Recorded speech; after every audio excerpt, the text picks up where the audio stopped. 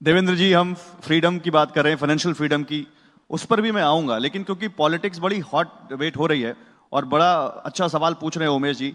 आपने कहा कि उन लोगों के प्रति आपका जीरो टॉलरेंस है जो लॉ एंड ऑर्डर को खराब करते हैं।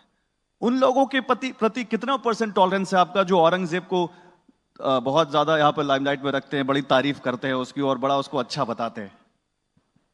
उनको आज ही सस्पेंड कर दिया गया है। और देखिए, मुझे ये लगता है कि ये इनसेंसिटिव है, लेकिन मैं जब इसको एक अलग पर्सपेक्टिव से देखता हूं तो मेरे ध्यान में आता है कि हमको ये इनसेंसिटिव लगता है, लेकिन जो बोलने वाले हैं वो मूर्ख नहीं है, वो जानबूझकर बोलते हैं। वो एक प्रकार से एक रिफ्ट तैयार करना चाहते हैं। उनकी वोट बैंक में जो रेडिकल एलिमेंट है उसको वो एड्रेस करना चाहते हैं, इसलिए वो इस प्रकार की बात बोलते हैं। नहीं तो ये दुनिया को मालूम है कि जिस प्रकार से औरंगजेब ने हिंदुओं के मंदिरों को तोड़ा, जिस प्रकार से हिंदुओं का कत्लेआम किया, जिस प्रकार से केवल हिंदुओं पर कर लगाए, जिस प्रकार से हिंदुओं की माताओं बहनों को प्रताड़ित किया, ये सारी चीजें। और इसमें सबसे खराब अगर कोई चीज होगी तो जिस प्रकार से औरंगजेब ने छत्रपति संभाजी महाराज को तड़पा तड़पा कर वहां पर मारा। छत्रपति संभाजी महाराज, जिनके बारे में कहते हैं देश धर्म पर मिटने वाला शेर शिवा का छावा था, महापराक्रमी परम प्रतापी एक ही शंभू राजा था। 9 साल संभाजी महाराज उनसे लड़ते रहे।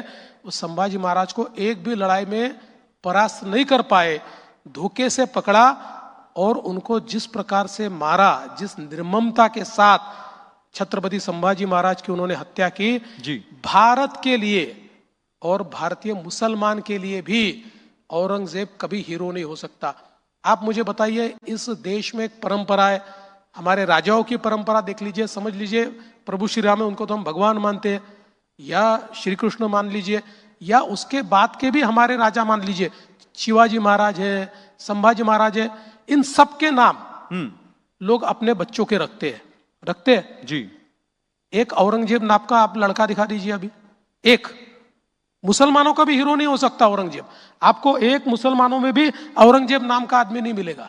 तो ऐसे समय औरंगजेब का महिमा मंडन ये करना नहीं, बिल्कुल गलत है। तो आप जब कह रहे हैं कि वो बिना सोचे समझे नहीं कह रहे हैं, हाँ बिल्कुल, पीछे उनकी सोच है 100। देखिए तो वो क्या सोच है, वो ये जो सोच है ना, ये समाजवादी पार्टी जो यूपी में भी चुनाव लड़ने वाली है आने वाले दिनों में, इनको अब ये लगता है कि तुष्टीकरण की नीति से अगर हम लोग जो हमारे माइनॉरिटी के लोग हैं उनको रेडिकलाइज करेंगे और उनको वोट बैंक के रूप में इस्तेमाल कर पाएंगे, तो जो एक प्रकार से लोकसभा के समय उन्होंने यूपी में किया, उनको लगता है वो उसको रिपीट कर पाएंगे। लेकिन अब ये होने वाला नहीं है। नहीं, लेकिन अखिलेश